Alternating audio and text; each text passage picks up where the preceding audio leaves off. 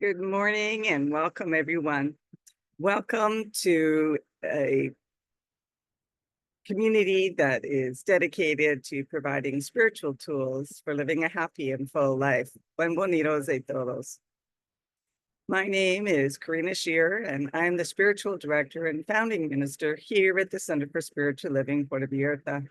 If you would like to join us for the live Zoom meeting, please contact me for the link and the password, or check on our website, www.cslpv.org, under the weekly talk section.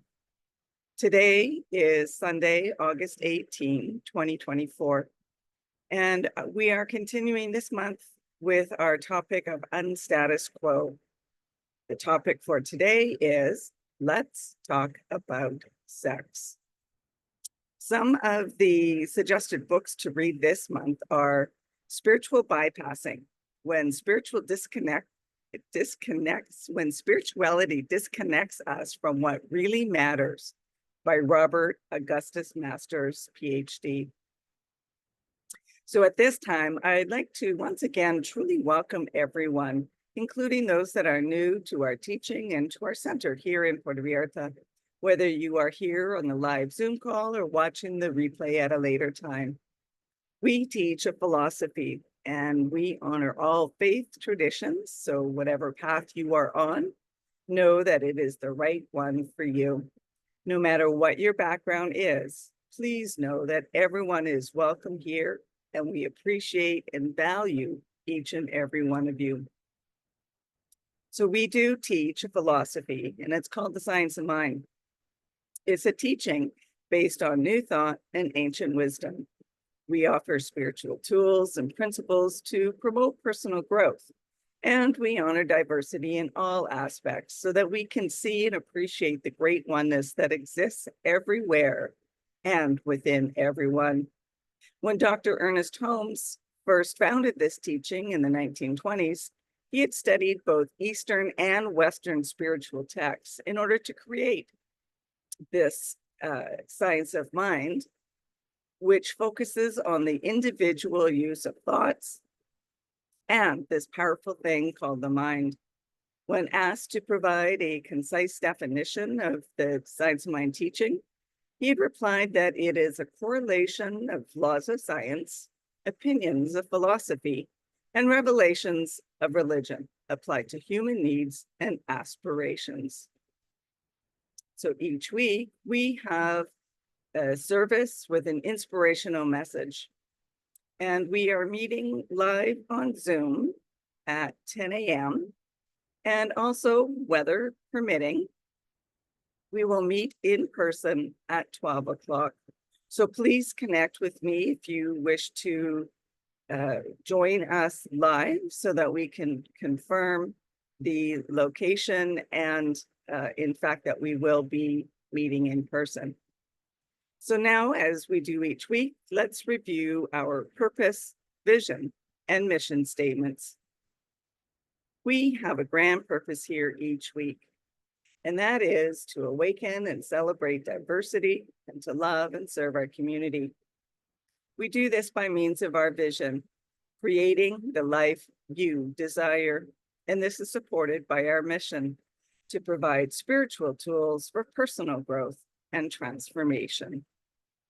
And more on all of these can be found on our website under their own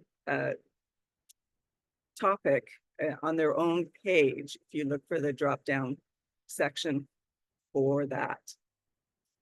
So let's breathe.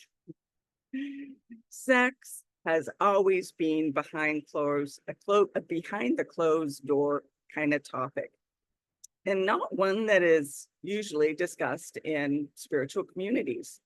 However, there is no spot where God is not. And that must mean it is behind those doors too. So let's bring this conversation into the open so that we can broaden our awareness and understanding. When we stop hiding sexuality, we can start releasing the shame, guilt, and ignorance about this completely natural and pleasurable experience. So yes, we are spiritual beings having a human experience, and that includes pleasure as well. In the past, we have equated human experiences as less than spiritual ones, moralizing completely natural experiences and processes. In doing so, we have denied ourselves of the pleasure of having a human body, while also shaming ourselves for our desires and experiences that are not only natural, but positive and supportive of our divine nature. And it's time to return to wholeness, understanding that the human experience is an aspect of the spirit.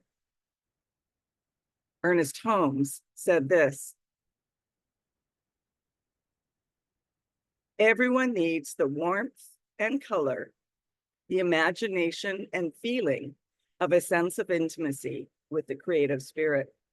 Our intellect yearns toward it as naturally as a rose turns to the sun.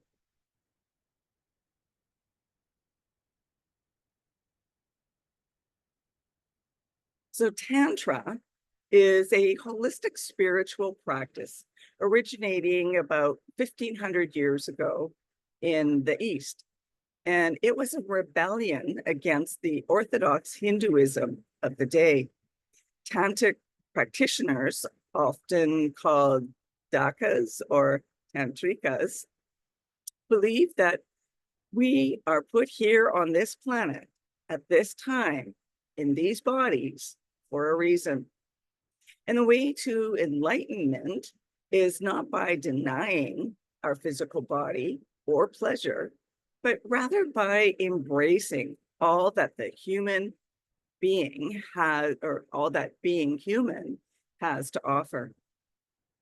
Tantra reminds us that our spiritual nature is an unremovable part of the human being, or of being human. It is truly holistic in that it teaches that every aspect of life, mental, emotional, spiritual, and physical, are all part of our growth and deserves our time, attention, energy, and love. This means that everything we do as humans is inherently spiritual. If we believe in the eternal goodness, the eternal loving kindness, and the internal givingness of life to all, as expressed by Ernest Holmes in What We Believe, then it stands to reason that sex is one of the ways that goodness, loving kindness, and givingness shows up. There's a reason sex is a pleasurable experience, and by embracing our sexuality and finding healthy and supportive outlets for it, we are taking advantage of the totality of our individualized expression. Since there is only one thing going on, that one thing must be showing up as sex, pleasure, and intimacy as well. Ernest Holmes said this: through a conscious acceptance of the fullness of the presence of God, there flows in and through us a joy, a love, and a wholeness that touches every part of our being.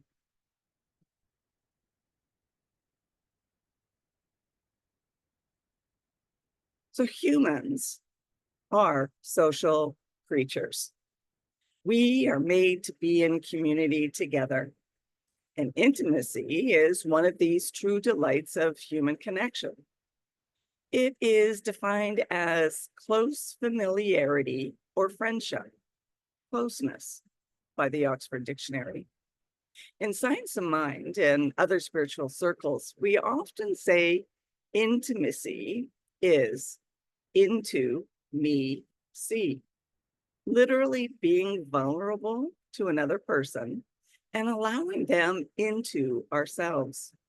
This can be on a sexual, physical level, an emotional level, a spiritual level, a mental level, or a combination of some or all of these aspects.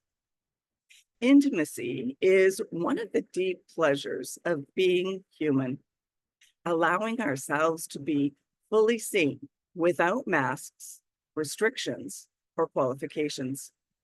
The more that we can be intimate with ourselves, uncovering our own shadows, understanding ourselves, learning what brings us pleasure and joy, and discovering our true physical, emotional, spiritual, and mental self, the more we will be able to be truly intimate with others. I mentioned last week that I was at the Convention of the Americas in Chapala, Mexico. One of the excursion options that we had was to go to the Baños Thermal, or the hot springs. And you would either go to the swimming pools that were heated naturally from the hot springs, or you could go to a circuit of different hot tubs with different healing properties. They included applying avena, oats, chocolate, or mud clay, and then rinsing it off in the tub, among other tubs with different properties as well, for a total of, I believe it was 7. So each tub was designed to hold a maximum of 10 people, but we were a group of 12. So yes, an intimate setting to begin with. And it's not uncommon to assist each other with the application of, or the rinsing off of each other. And of course, requiring touch, to touch each other's backs, necks, face, arms, legs. And it was done in a loving, caring, and respectful manner. Intimate for sure. This is what Ernest Holmes said. We are so intimately connected with the universal creative God power that it is impossible to get away from it. Hence, we never have to wonder whether or not we are in touch with it. It is where we are, and we are in it. It is in us. It is around us and flowing through us.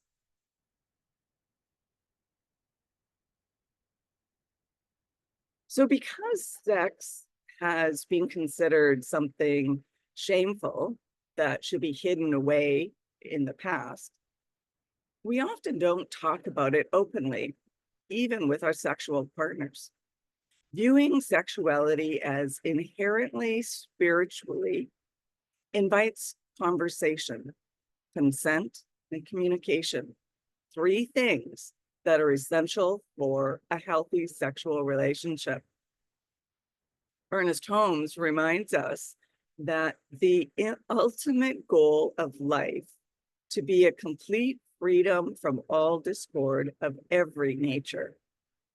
And this includes our sexuality. This means that we have to be willing to explore our own sexuality, learning what we like, what we don't like, and so on.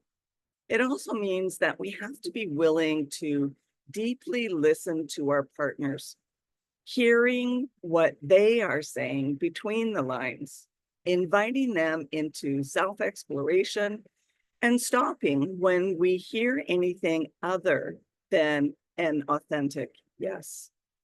Boundaries around our physical bodies are our right.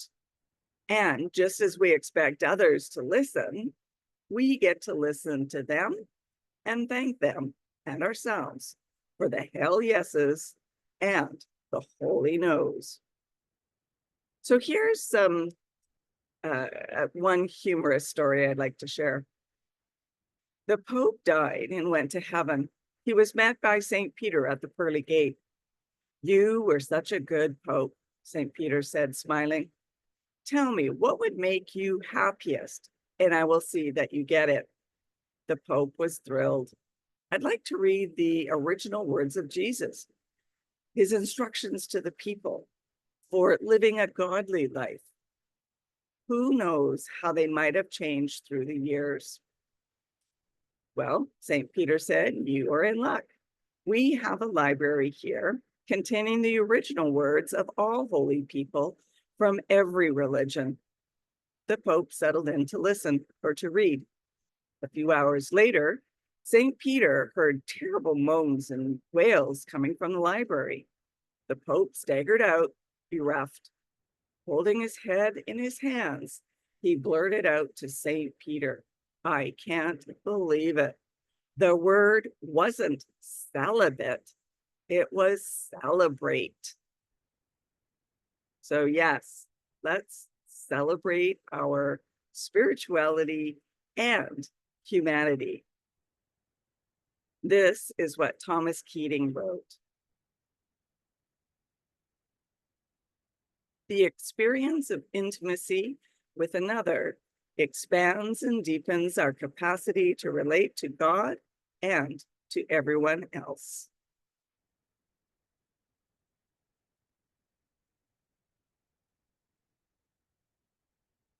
However, in the discussion of sexuality, we can't leave out shame and spirituality. A lot of people have mixed feelings about their sexuality and sexual history. While we may enjoy and even crave sexual activity, it often comes with an undertone of shame. And this can happen for a variety of reasons, including being raised in a purity or repressed culture, where sex is something that is viewed as dirty, secret, or only to be done in a certain way with certain people. In addition, people who have been sexually assaulted may have intense feelings of shame, guilt, anxiety, or even intimacy itself. Sex and trauma can go hand in hand, with 1 in 3 women and 1 in 9 men experiencing sexual harassment or assault in their lifetime. These numbers are even higher for transgender or non-binary people. As a result, we as a society have given away our natural inclination to desire pleasure, separating sexuality and spirituality as though they are inherently different. In order to release shame around the human aspects of ourselves, it's time to reunite sexuality and spirituality, understanding that healthy sexuality is an intrinsic aspect of spirituality, and one that is to be embraced as deeply as we embrace our wholeness and oneness. Brunel Landrum wrote this: your soul is your connection to the divine. Sacred sex is an activity of joining souls in holy celestial creation, expressing your appreciation for the gift of life, of sharing your body's vitality with another.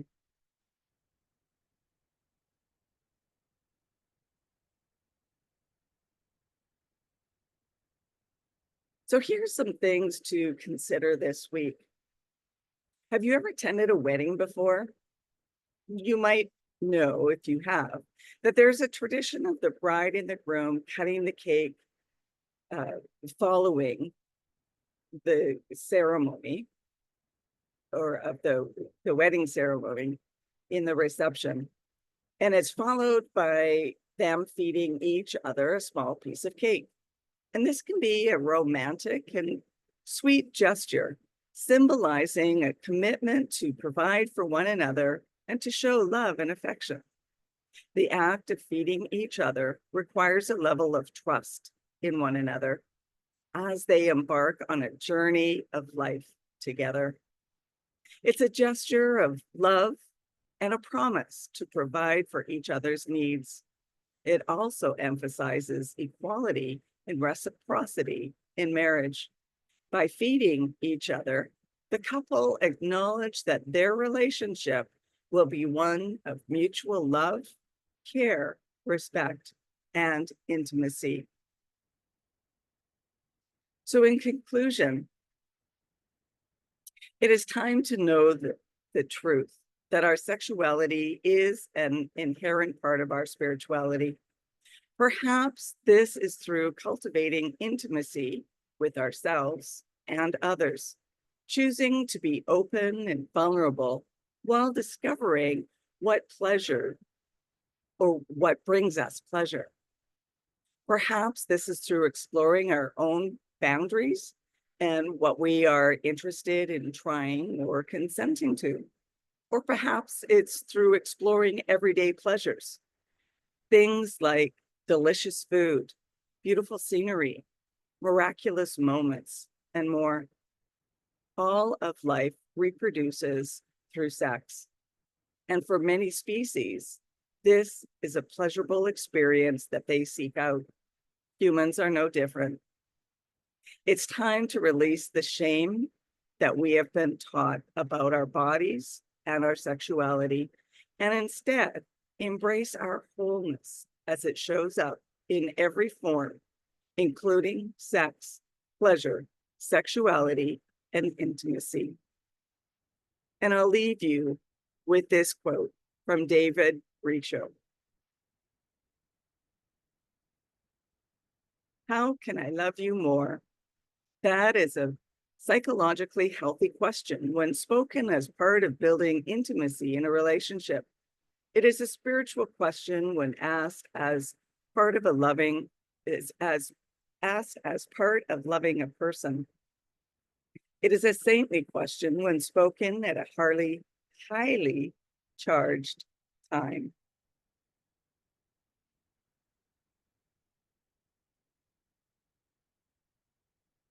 And that leads us to our affirmation for the week. I am a sexy spiritual being. And so now, as we do each week, it's time for some news and updates at our center. If you are interested in learning more about the Science of Mind teaching, we will be offering the Foundations course via Zoom starting Saturday, September 7th.